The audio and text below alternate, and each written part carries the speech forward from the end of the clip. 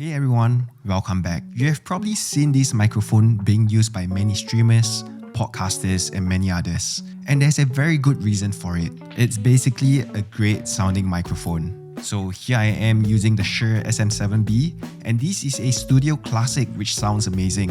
Going beyond this, Shure has recently launched the SM7dB, which I also have on hand right here, and I know they both look physically similar.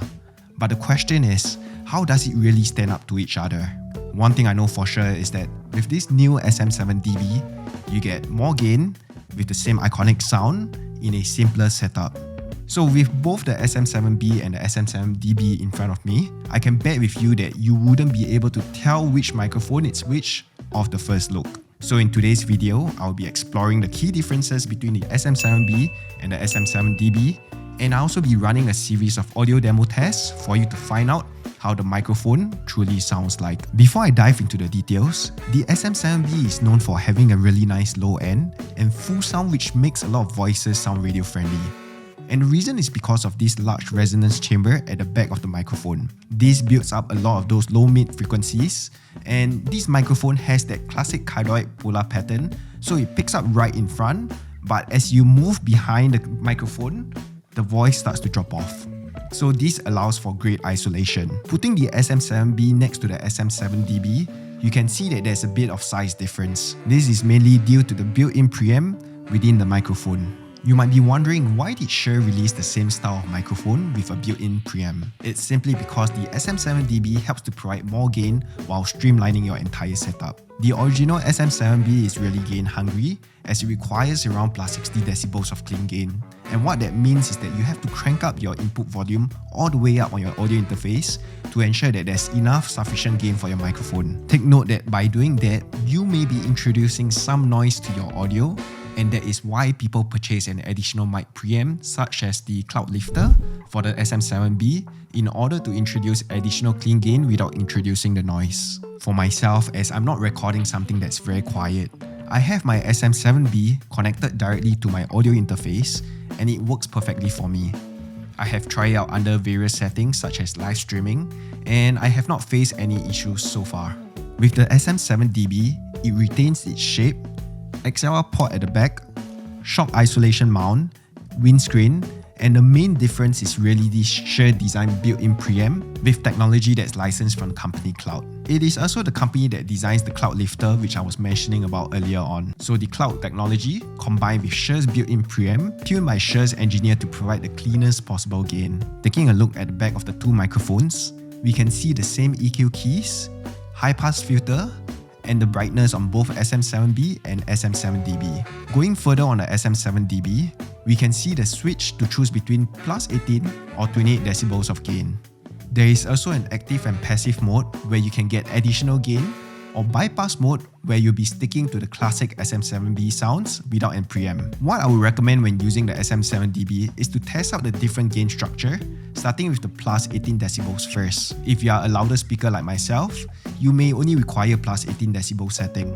Whereas if you are doing a podcast, most likely you might need the 28 decibel settings. Don't forget that you'll always be able to equalize and normalize your audio in post-sound production. Thus, I would highly recommend not to clip your audio. Now, I'm going to be running a series of audio tests just to show you how the microphone sounds like. Like I mentioned earlier, I do not use any Cloud Lifter, and the microphones will be connected directly to my audio interface. I'll be normalizing the audio from both microphones to ensure that it's able to be heard without doing any other form of sound edits. So what we'll be doing first is to record the SM7B, then we'll record the SM7dB in passive mode, and then we'll select some of the other gain structure features so you can hear the differences of that. I won't be adjusting the low cut or high pass filters on both microphones. This is the Shure SM7B original dynamic microphone, and it's running directly into my Focusrite Scarlett audio interface. I have the gain on the audio interface cranked all the way up to get this sound level out. How does this sound to you? This is the Shure SM7dB microphone, and I have this on bypass mode. So what this means is that you won't be getting the gain structure on this microphone, and what you should be hearing right now would be virtually identical to the original SM7B that we tested previously. Similarly, I have the gain cranked up all the way on my audio interface to get a strong signal. This is the Shure SM7dB microphone, and I have this on preamp with plus 18 decibels. So most of the heavy lifting work should be on the inbuilt preamp right now. I have adjusted the gain on the audio interface slightly, and I hope we are getting a nice strong signal out of the microphone. How does this sound to you? This is the Shure SM7dB microphone, and I have this on preamp with plus 28 decibels. Once again, I have readjusted the gain on the audio interface, and I hope we are getting a clean, nice audio out of the microphone. What do you think about the SM7dB on plus 28 decibels so far? I hope that you have enjoyed the sound tests. They are both amazing, and you may be unsure right now on whether to purchase the SM7B or the SM7dB. I would say it all depends on your needs. If you are someone like me that uses it only for live streaming, then the SM7dB will work just fine.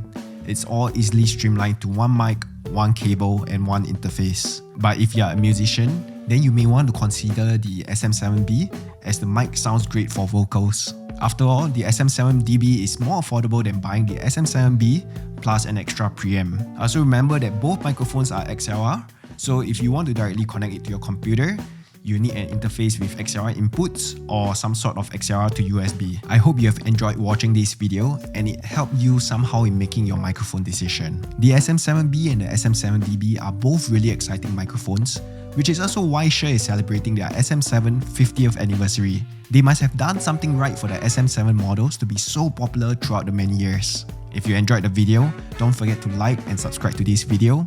Feel free to leave your comments down below, and I will see you on the next video.